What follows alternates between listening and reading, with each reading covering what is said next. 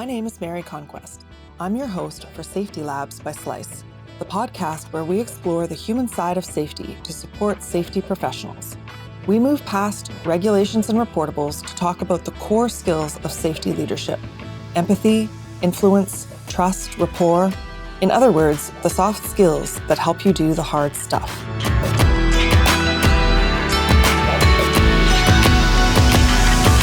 Hi there. Welcome to Safety Labs by Slice. Folks, sometimes we talk about a very specific topic on the show, and other times we have a wider-ranging conversation with our guest.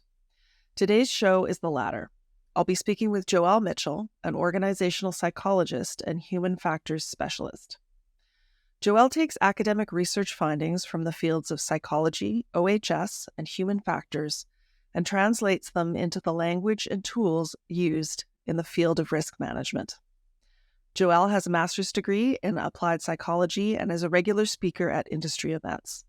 She's currently the global head of psychological health and safety at Flourish DX.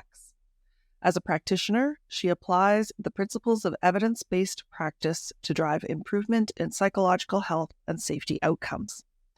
Joelle joins us from Perth. Welcome. Thank you, Mary. So your safety background is in risk management, but in the past few years, you've shifted your focus to psychosocial health, or to that space a little bit more. Can you tell me about that shift and how and why your interests have evolved in that direction? Yeah, so I suppose I ended up in safety a little bit just by luck rather than design, in that I was working for an EPCM and just sort of out of my undergraduate degree, just needed a job. So I was working in document control and kind of moved my way through the organisation until I landed in the safety team, and then decided to do my master's in organisational psychology at that time, and have sort of stayed in safety from there. And so that was supporting an oil and gas producer here in Australia. So I've kind of stayed in that sort of safety psychology type of function throughout my career. Before I joined Flourish DX, I had been with Offshore Petroleum Regulator in Australia, NOPSEMA. I'd been with them for 9 years.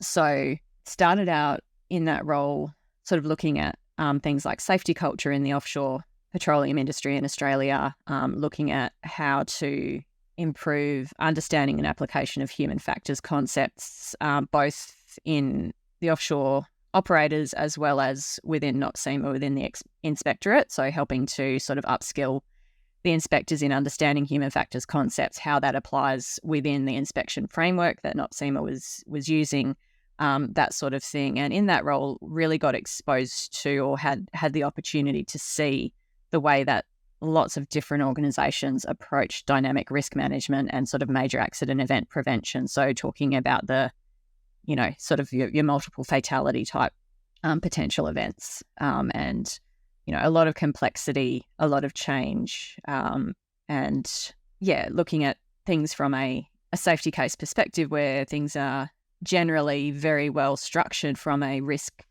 planning and prevention perspective, and then how that translates into operations isn't always smooth or as predicted.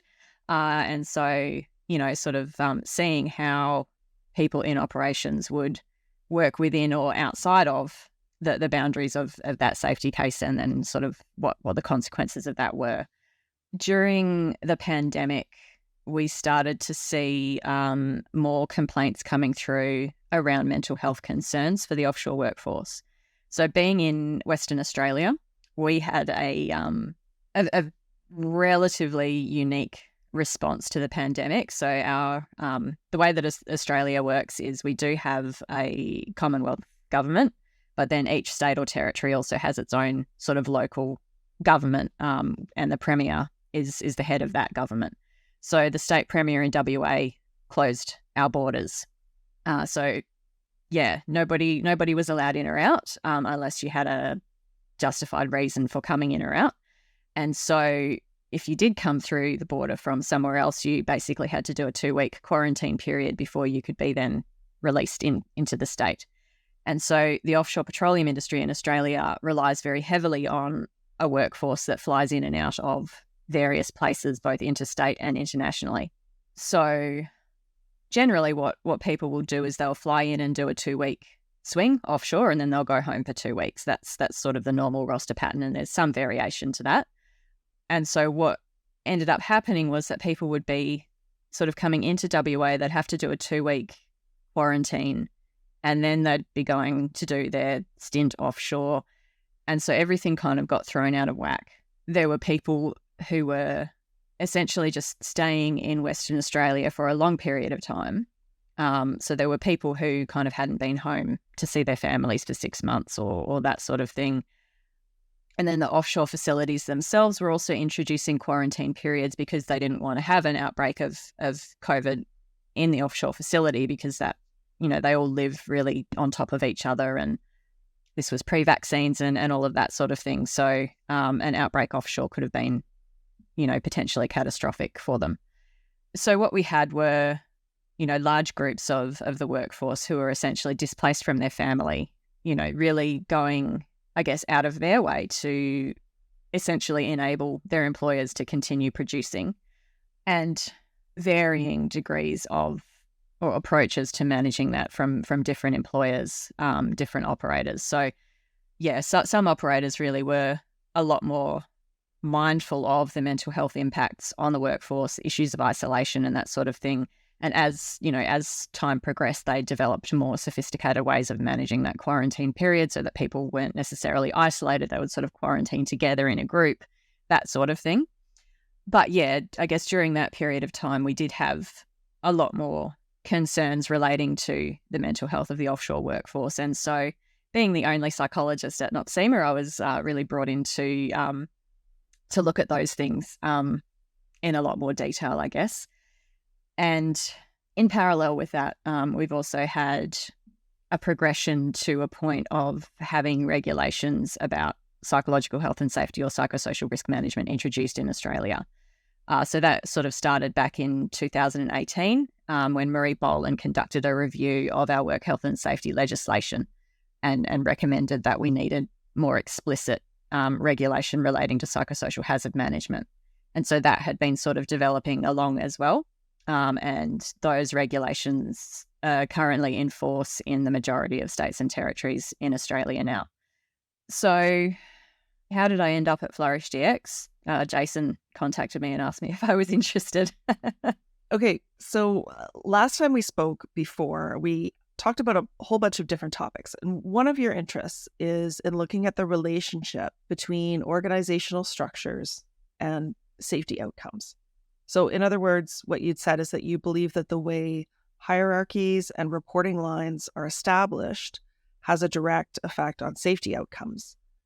What's the connection? So essentially, the majority of us want secure work. And so the way that we behave, the actions that we take in our employment are going to be grounded in that desire to maintain secure work. So the way that organizations are structured, and if we talk about things like reward and recognition structures as well as reporting lines, they can have a really big impact on safety outcomes, I guess, depending on the reporting line through from somebody in operations.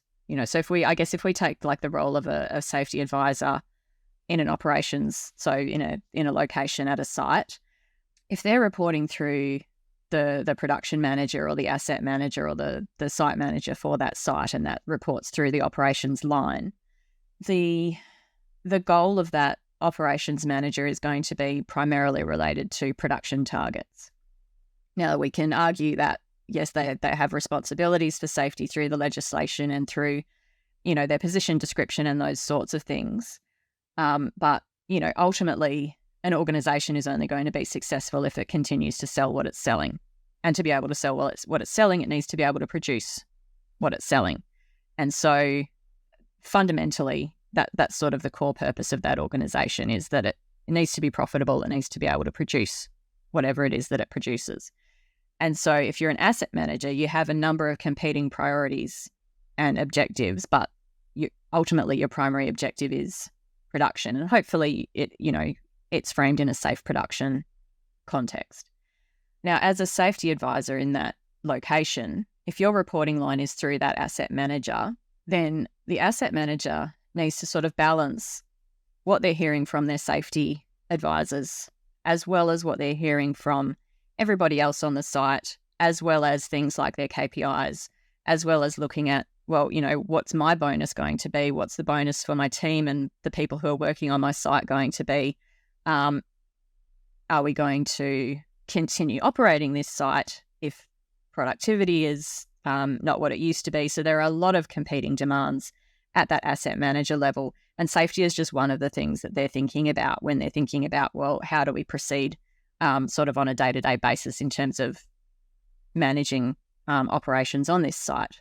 And we're also really dependent on how well that asset manager understands safety, understands what the issues might be, how well the safety advisor is able to communicate those issues and challenges and risks.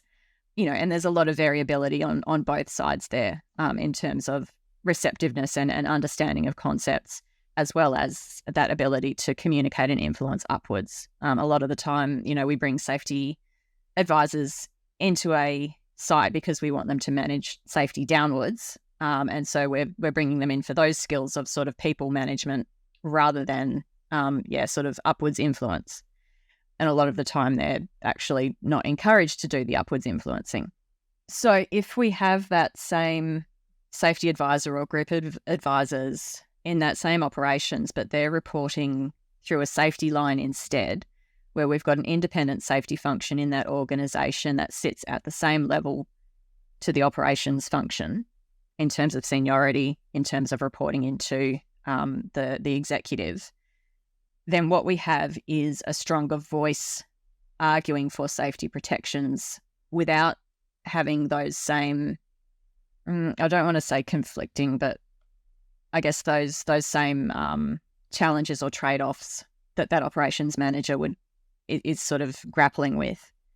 And so whether it's done deliberately or not, a lot of the time, if we do have the reporting line for site safety through the operations management of that site, the safety messaging can really be significantly diluted. And that means then from a due diligence perspective, from the executive and board perspective, they actually don't have a good line of sight to risk management in operations. And so having, really that organizational structure has such a big part to play in how well senior leadership understands what are the hazards, what are our critical risks, and how well are they currently being managed, and how exposed are we as a business.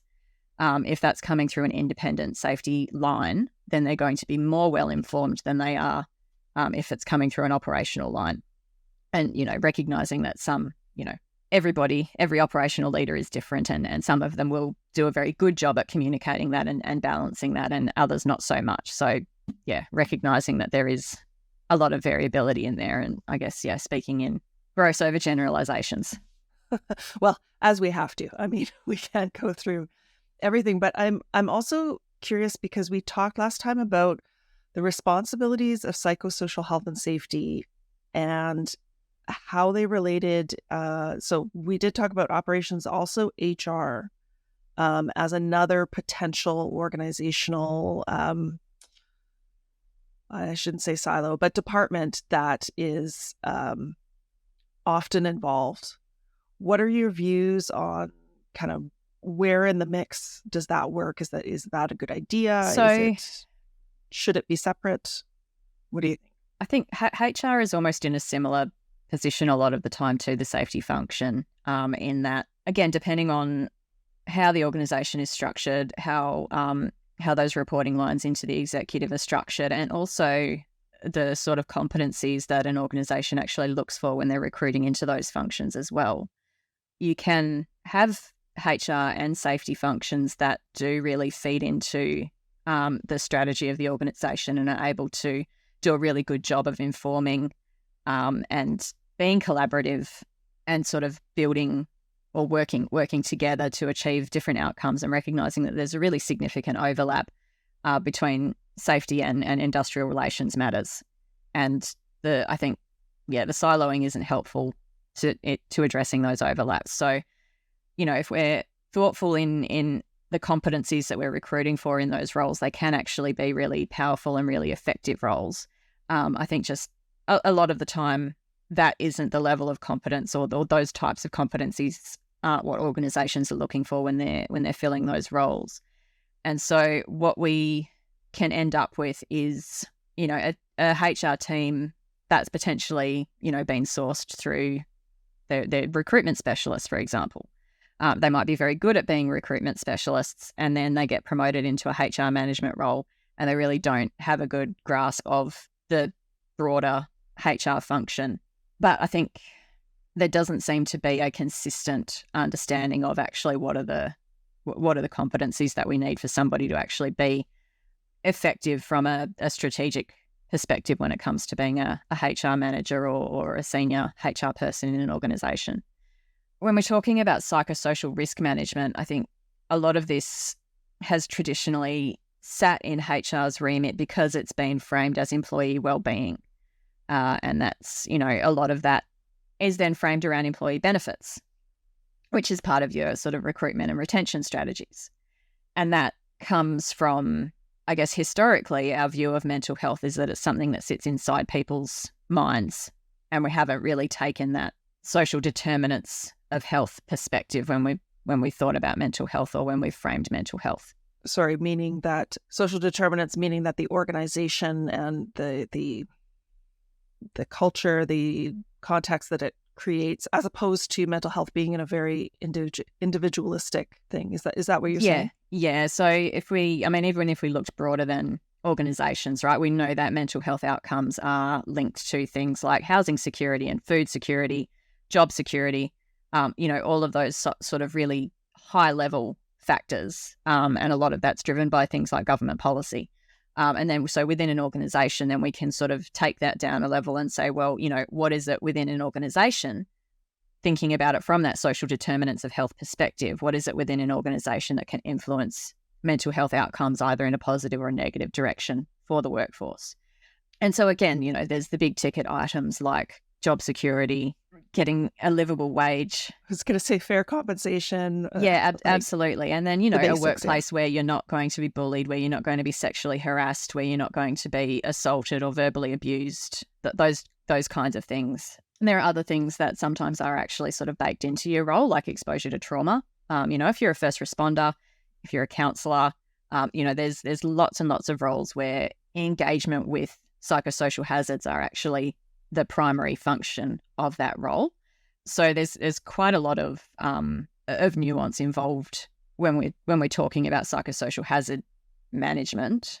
So I guess what we've seen in Australia is a little bit of a knee-jerk reaction where, because it's now explicitly outlined in the work health and safety regulations, some organisations are going, oh, okay, well, now it's just safety's responsibility. Yeah, I was going to ask about that. And actually in ISO 45003, in the guidelines, I looked this up for managing psychosocial health in the workplace. It specifically states that the guidance, quote, discusses managing psychosocial risk within an occupational health and safety management system. So it's explicit, right in the wording there. Yeah. So again, just because it's part of your OHS management system doesn't mean that all of the responsibility for it sits in your OHS function, right? So I think that the key there is your OHS function owns your risk management cycle, right? So they own the processes around how do we identify hazards, how do we assess risks,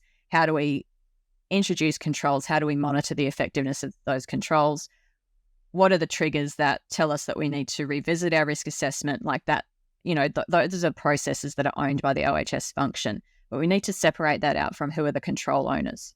So if we think about that again from a physical health and safety perspective, if we had OHS inspectors that said, okay, well, yeah, we need to do this structural inspection, they're not necessarily the ones who are going to go and do that inspection. They're going to bring in, specialists who are competent in doing that. And then any issues that are identified that need to be rectified through that inspection, again, the safety team isn't going to be the ones who are actually going to fix, the crack in the foundations of the bridge. That's going to go to the structural engineering team, and they're going to actually come up with the solution for that issue. And so it's the same thing when we're talking about psychosocial hazard management is, yes, your OHS team is going to say, right, well, this is when we need to do a risk assessment. And okay, we've seen that trigger has happened and we need to do that now. And here are the tools that we have available for you to do that, or for the organisation to do that. What do we find? And then whatever we find, those controls need to go to the appropriate control owner in the organisation. And a lot of the time, the control owners are actually going to be HR, because we think about the touch points that we have with an organisation as an employee. The majority of those are actually owned by the HR function, and that includes our leaders, because, a leader selection process is driven by HR. Identification of competencies for roles, that's managed by HR. Recruitment and selection processes, all of those things actually are fundamentally owned by HR. So, yeah, there's a separation between the process ownership and the control ownership, and we need to really be clear on that, and also recognise where we need HR and OHS to work together in that space. So that makes perfect sense to me. Do you often see that in organizations, though? Like, it, to me, as you describe it, I'm like, oh yeah, of course, that's the way it maybe not always should be done, but that it's a very sensible way to do it. But it also doesn't sound like anything I've ever heard is all that common.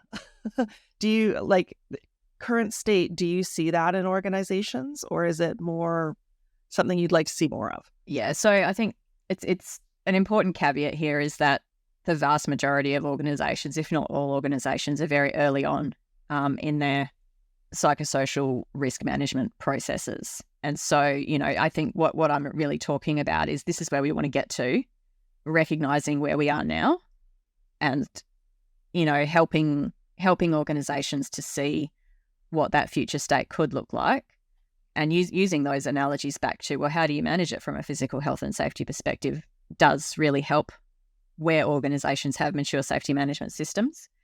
So I have seen some organisations who are sort of proactively saying, yeah, we're actually managing a handover of ownership of these concepts from HR over to our health and safety function. So yeah, it's starting, but recognising, where we are now, where we're going to be in 5 years' time.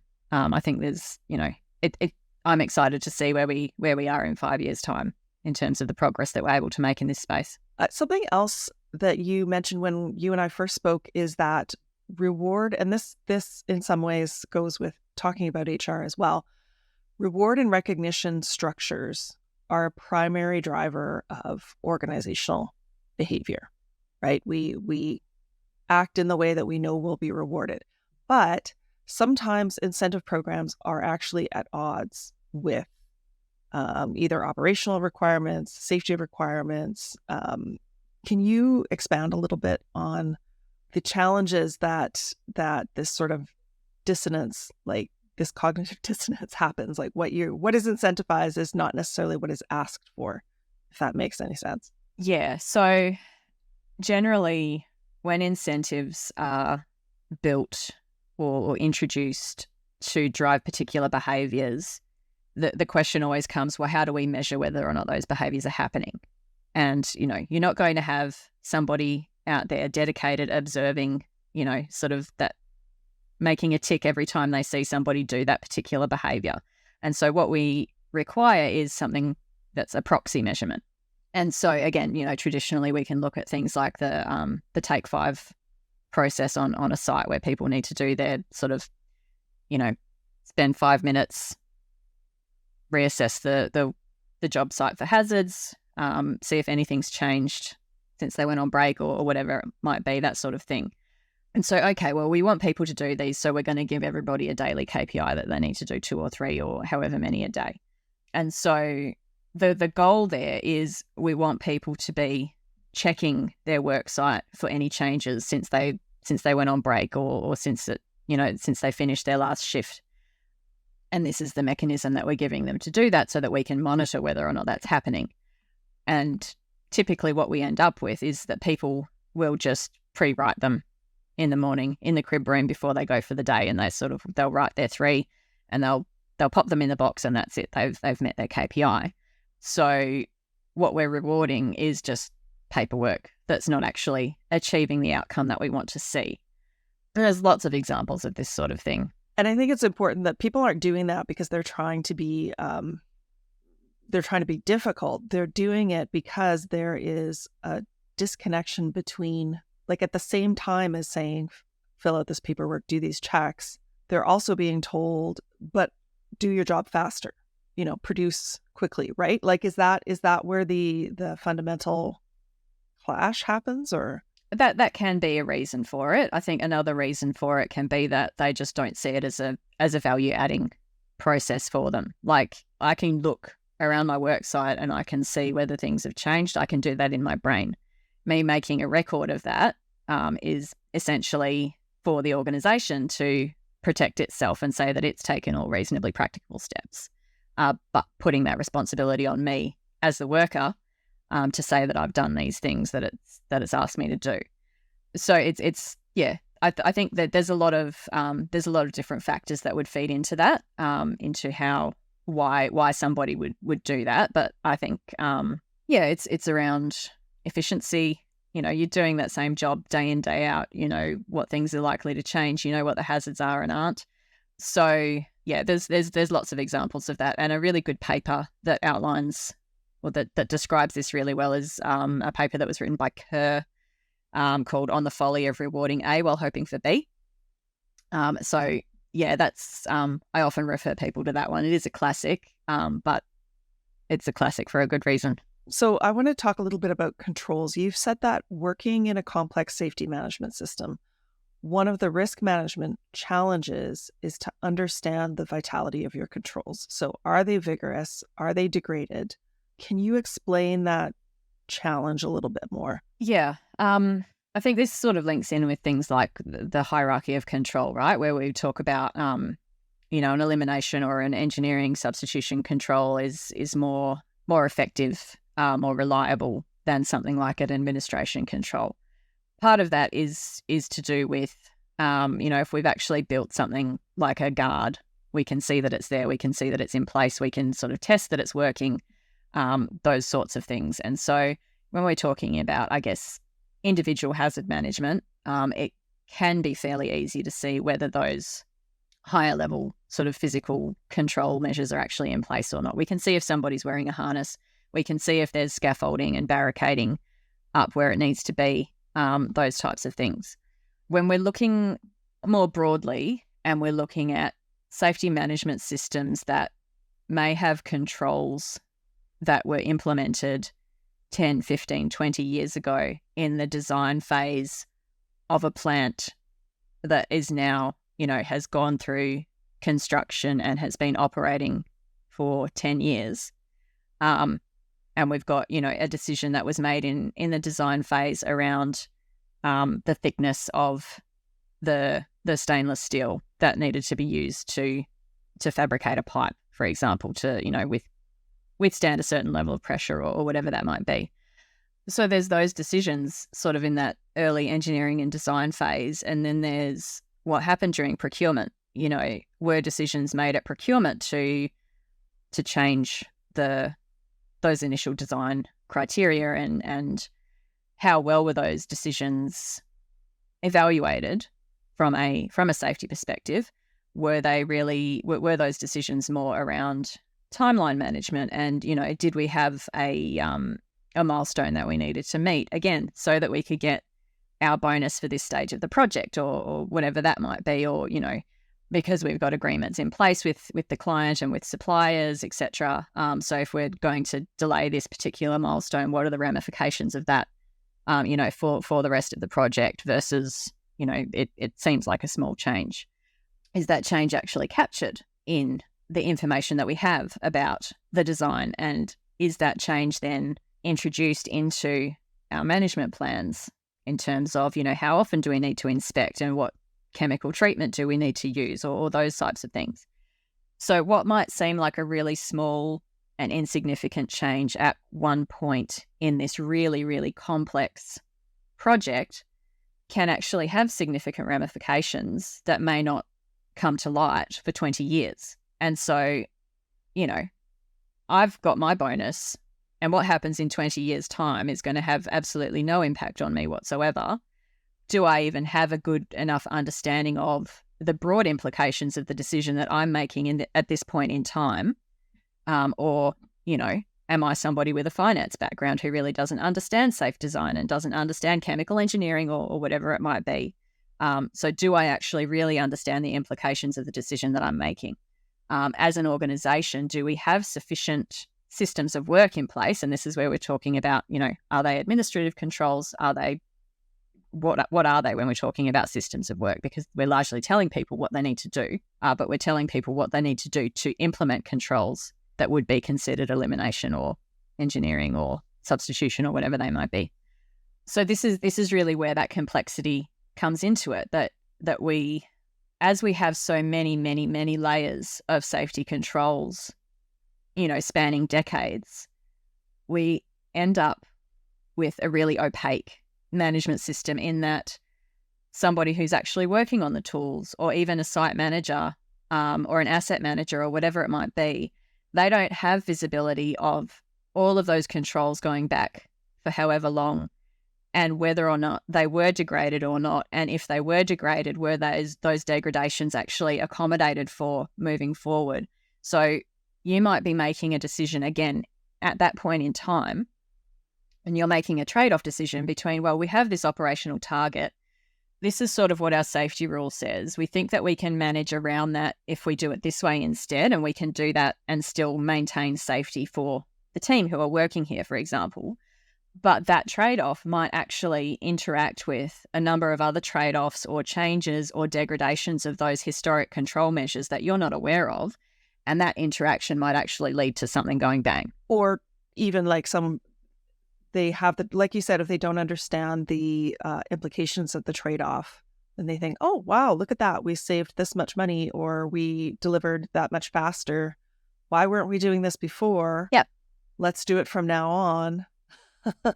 You can see how this can happen. Yeah, absolutely. And so, when a trade-off works, and you don't actually, things didn't go bang. If we don't explore that well and actually say, well, was there a potential for something to go wrong here? Then, what we typically will end up with is that trade-off will be repeated because it worked, and it'll be repeated and repeated until it becomes essentially the new unofficial standard for safe work in relation to this particular thing that we're doing. And so that's also then sort of how control measures can be degraded over time at the local level as well. And so Jens Rasmussen did a really good paper on this. Again, it's quite an old one, but it just outlines it so well, and that's called Risk Management in a Dynamic Society. So that's it is open access if you can find the right hyperlink. So that paper outlines this issue really quite nicely. So then, as a safety manager, perhaps a new safety professional has come, newly hired, new in the organization, but the organization goes back 20 years or longer. How do you get, like, you don't know what's degraded, you can't see it in this type of example. How do you attack that challenge? How do you maybe not attack it, but how do you deal with that and see if you can find the hidden trade-offs that led the controls down a merry path? Yeah, that's a good question. I think maybe unfortunately the answer is that there are some things that are just going to be hidden if they weren't captured. They just won't be there until if you happen to stumble across them. I think, at a site level, it is around understanding where are people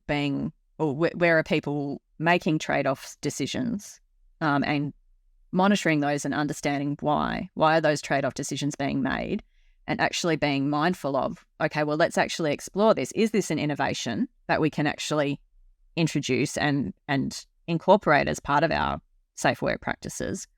Or are there risks that the work group weren't aware of, that, we were lucky this time that things didn't go wrong, but maybe that's something that we need to address. So I don't think that it's about cracking down and saying procedure, and nobody deviates, because we know that that's just not actually possible or practicable in that, in a dynamic work situation. So it's more about saying, well, yeah, trade-offs are going to happen. So we need mechanisms in place so that we can understand what those trade-offs are when they're happening, and we can actually evaluate those to determine whether or not they're okay to continue or not, and whether we can sort of build those into the way that we do things or not. Okay, so I want to move back a little bit into governance for psychosocial health and safety. So I'm guessing that there's no one-size-fits-all approach to how psychosocial health and safety should be managed in terms of organizational structure. But what kind of factors do you suggest people look at to decide to just make decisions about governance for psychosocial health and safety? Like, what should be considered? Yeah, so look, I think wherever possible, if you can use your existing health and safety governance structures and expand those to encompass psychosocial health and safety as well, I think that's I think probably the best approach to use for now. And so I've sort of talked before about, where we're going to be in 5 years. We don't know. So I think that, for now, the approach that I lean towards is wherever possible using existing safety management frameworks, structures, models, because we really want to ensure that organisations are anchoring employee mental health within a safety framework instead of within an employee benefits get them to support framework. So we want to move them out of that individual health management, sort of accommodations perspective into a let's design the work so that it's safe and protects people perspective. So I've used this analogy a few times, but when our automobiles were first introduced and they were sharing the road with horses, they actually would mount a fake horse head on the front of the automobiles so that it would be less startling for people and for horses who were sharing the roads, because, there's this thing that's just moving around of its own accord. And making noise. Yes, stick a horse head on the front of it and it sort of starts to look a little bit like something that we're already familiar and comfortable with. And so I think that where we're at the moment in terms of psychosocial risk management is we're a little bit like sticking the horse's head on the front of the automobile. We know that it's sort of serving the same purpose as physical health and safety risk management. And so we want it to look the same at the moment so that people within organisations are able to actually ground it and anchor it in those safety management principles and think about it from those perspectives. Once we're there, hopefully, our practices, processes and approaches will evolve and mature. And so, where we are in 5 years' time, hopefully we don't need the physical health and safety horse head on the front of it, and we can just have it as it is. But where we are now, I think we really need to frame it in ways that are familiar to organisations instead of it being this big new scary thing, so that organisations can actually be more comfortable in adopting these practices in a way that feels familiar to them, so that it's not as scary for them. It doesn't seem like such an insurmountable challenge. Summary, we're at the horse head stage. Yes. But yeah, no, and that's good too, because, longtime health and safety practitioners, it's new to them too, right? And to some degree. And so Absolutely. You're taking something that's new to you, having to implement it and understand it and then introduce it more widely to the organization. It's a big ask, as they say. I have a question about psychosocial health and safety that last time we spoke, you mentioned a term that was new to me. I have heard it mentioned since, but I haven't dug into it. So I'm curious, what is moral injury in this? What does it mean in this context? Yeah, so moral injury, it's really tied in quite tightly with concepts of organisational justice. And I guess people's sense of whether they've been treated fairly by their employer. And it's probably tied in fairly closely with things like psychological contract as well. We come to work and have expectations about what our employer will provide for us in exchange for our time, effort, physical or mental effort, all of those things. Whether those expectations are explicit within our employment contract or sort of implicit assumptions about what should be there in terms of that relationship. When our employer behaves in a way that violates those assumptions or those agreements, depending on how significant that is, obviously, that can over time lead to what we call a moral injury, which is essentially your employer has betrayed you. And so you get this sense of just that this work that I'm doing or this situation that I'm engaged in is fundamentally unfair, and particularly where that has caused either psychological or physical damage to an individual, it can lead then to psychological harm. And I think we see that a lot where people are going through the workers' compensation system for a physical injury, and the way that they're treated in that workers' compensation process actually leads them then to psychological injury because of, the number of barriers that are put up, the difficulty in dealing with insurers and the approach that insurers take to that, which is that they want to reduce their own liability as much as possible. But from a worker's perspective, well, I was doing my job. I was injured while I was doing my job.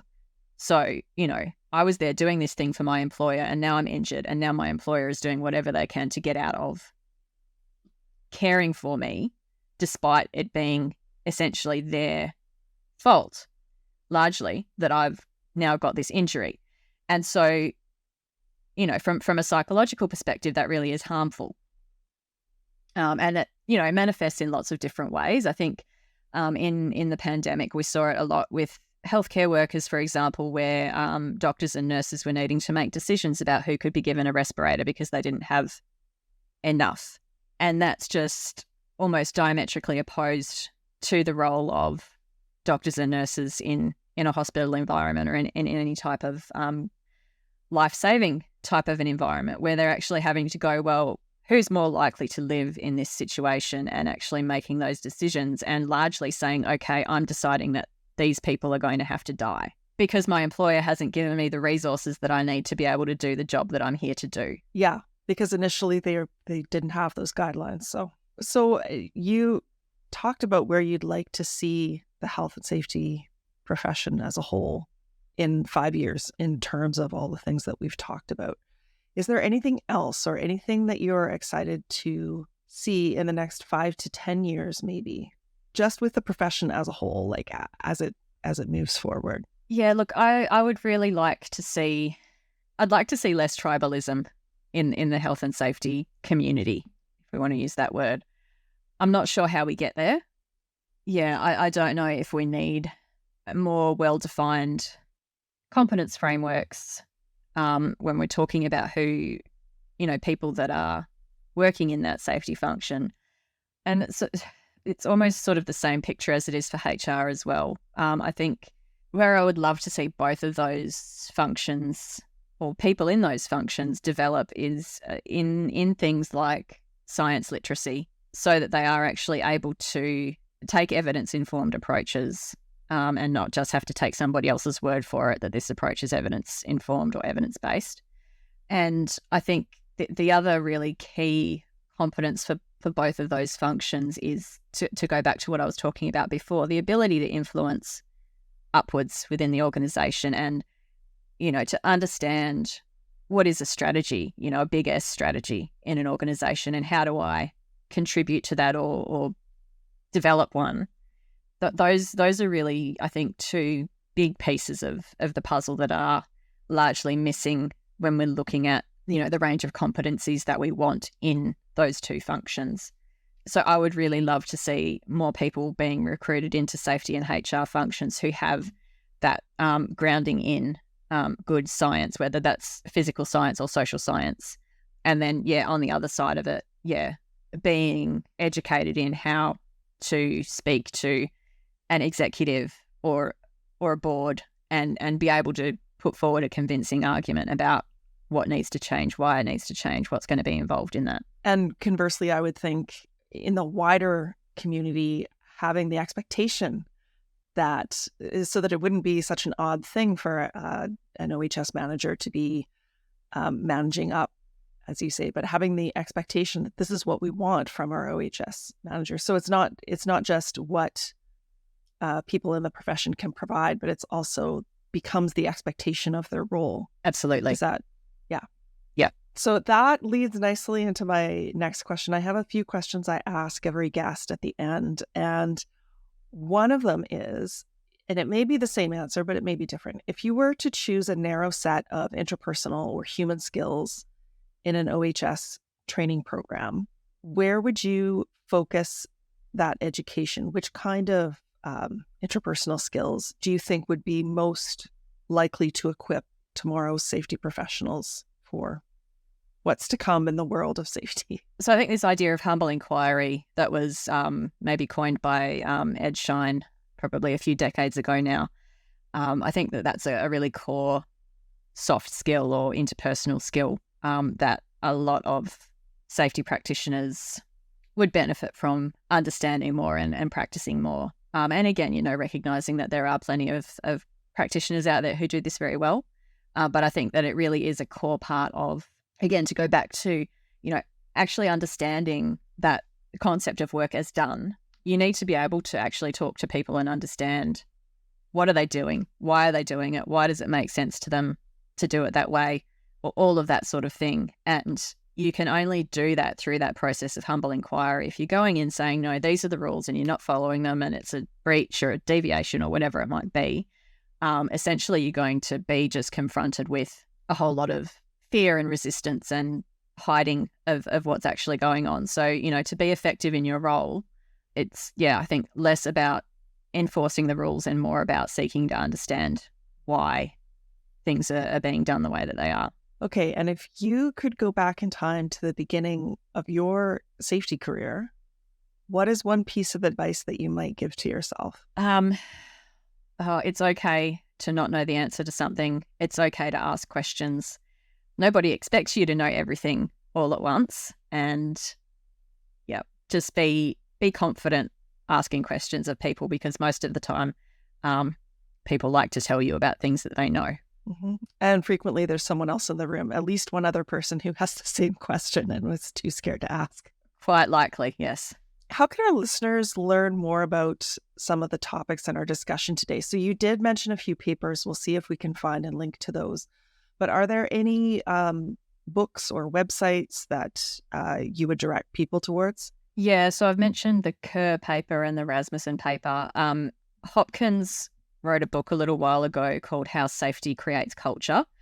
So that really puts together a good description, I guess, of some of those structural things that I was talking about, and how that reward and recognition and reporting lines kind of feed together to drive organizational behavior. So that's, and Hopkins is a sociologist, so I guess it's written from a case study or from multiple case study perspectives. So that's quite a good one if people are interested in that. We at Flourish DX, we do run webinars almost on a weekly basis, sort of talking about different aspects of psychosocial risk management, psychosocial health and safety. We've also got a professional practice program coming up, which is targeting safety and people leaders or functions focused on upskilling around psychosocial risk management in particular. So people can go to flourishdx.com to find information about that. They can sign up to our community and sort of get our regular updates on whatever it is that we're doing. They can also follow us on LinkedIn. We have our podcast, the Psych Health and Safety Podcast. So we have a different guest, similar to yourself. We have a different guest every episode to sort of talk about a different area of psychological health and safety. And they range from academics to practitioners, people in government, regulators, all sorts of. So we have a really good variety of guests on talking about lots of different topics. So that can be a really useful resource as well if people want to learn more about the topic. And we're Jason and I are on LinkedIn quite a bit, so they're certainly welcome to connect with us as well. Yeah, I was going to ask where listeners can find you on the web. So is LinkedIn the kind of the best if they wanted to reach out? Yeah, if they wanted to reach out to me personally, LinkedIn would be the best way to go. Yeah. Well, that is a wrap on today's show. Thanks so much for the interesting conversation, Joelle. My pleasure. Listeners, did you know that, like your 13-year-old, Safety Labs is on TikTok? You won't see us doing meme-worthy dances, but you will see daily clips that make you go, So to find us, get on TikTok and search for Safety Labs. I'd like to thank the Safety Labs by Slice team for their dedication to the safety profession and to safety professionals.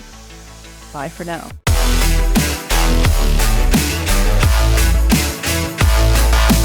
Safety Labs is created by Slice, the only safety knife on the market with a finger-friendly blade. Find us at sliceproducts.com. Until next time, stay safe.